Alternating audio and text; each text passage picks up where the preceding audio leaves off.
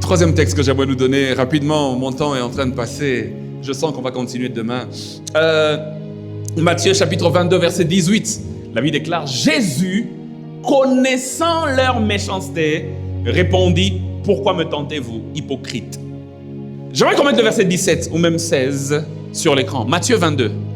Si les médias sont d'accord avec moi, Matthieu 22. J'aimerais vous faire remarquer quelque chose. Matthieu 22, on peut mettre le verset 16 jusqu'au verset 18. Ou même si quelqu'un a trouvé, il peut lire pour nous. Pasteur Jean-Marc, viens s'il te plaît. Tu as un micro? Viens alors. Viens, tu vas lire avec mon micro rapidement. Ok, Pasteur Jean-Marc, lis pour nous sur l'écran s'il te plaît. On m'a dit que c'est sur l'écran. Ils envoyèrent auprès de lui leurs disciples, les Hérodiens. Écoutez bien.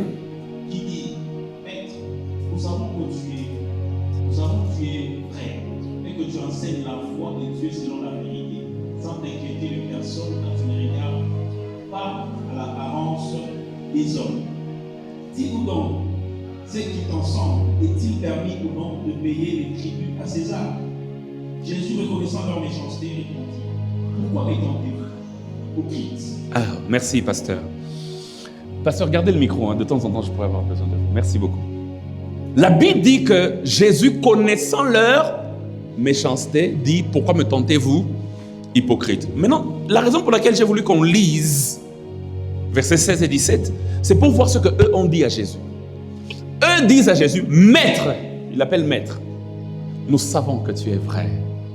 Nous savons que tu enseignes selon la droiture. En fait, ce qu'ils disent de leur bouche, est-ce que c'était méchant? Quand tu dis à Jésus ou tu dis à quelqu'un, je sais que tu es vrai. Toi, tu es quelqu'un de vrai. Et toi, tu es quelqu'un de droit. Est-ce que ça sonne dans les oreilles comme la méchanceté? Non. C'est une parole bonne à entendre. Et puis il pose la question, devons-nous payer l'impôt à César?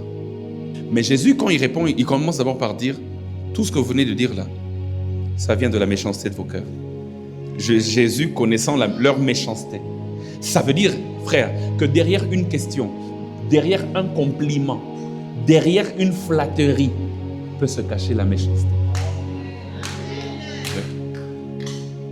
Il donne un compliment à Jésus, mais Jésus dit, vous êtes méchant.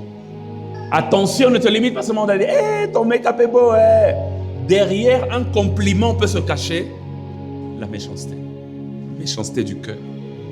Que Dieu nous donne l'esprit de discernement. Si Jésus n'avait pas le discernement, Alina qui a même un mouvement. Maître, nous savons que tu es vrai. Oh, c'est mignon. Nous savons que tu enseignes selon la vérité. Oh, wow. Omoni, n'est-ce pas binoni? Baondi manga. Mais la Bible dit, alors ça venait de la méchanceté de leur cœur. Mais Jésus avait le discernement. Que Dieu ouvre tes yeux. Que Dieu ouvre tes yeux. Afin que tu saches détecter, même derrière les bons propos, la méchanceté des cœurs. Et quelqu'un d'autre peut t'emmener un propos dur, mais qui vient d'un bon cœur. Parce qu'il veut ton bien. Quelqu'un d'autre peut t'emmener une flatterie, mais qui vient d'un mauvais cœur. Il te voit en train de marcher et il y a un trou devant. Toi, tu ne vois pas le trou. On a bien. Miss. Et puis, écoutez, le boulot va à suivre. Tout le compliment qu'on te faisait là, c'était pour te voir échouer. Une des grandes maladies dont tu dois être délivré, c'est la naïveté. C'est la naïveté. Être naïf, ça tue. Être naïf, ça emmène au cimetière. Le cimetière est rempli de gens naïfs. D'ailleurs, les méchants vivent longtemps. Hein? Vous savez ça? Oui, parce que Dieu leur donne l'occasion de se repentir. La Bible déclare que la patience du Seigneur, c'est notre salut. Les gens qui meurent tôt, là, trop bon, j'allais dire une expression française, là, mais qui n'est pas très très bonne. On est à l'église, je vais m'arrêter là.